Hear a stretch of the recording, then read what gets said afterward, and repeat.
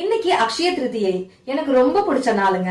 ஏன்னா இன்னைக்கு செய்யற நல்ல காரியம் எல்லாமே பெருகும்னு சொல்லுவாங்க. அது என்ன பொறுத்த வரைக்கும் உண்மைதாங்க. ஏன்னா போன வருஷம் அக்ஷய திருதிக்கு என்னுடைய கோல்ட் சேவிங்ஸ நான் ஸ்டார்ட் பண்ணியிருந்தேன். இன்னைக்கு அதோட மதிப்பு பல மடங்கா கூடி இருக்குங்க. கோல்ட் சேவிங்ஸ் சொன்ன உடனே ரொம்ப எல்லாம் யோசிக்க வேணாங்க. வெறும் 100 ரூபாயில இருந்தே தங்கத்தை சேமிக்க ஸ்டார்ட் பண்ணிட முடியும்.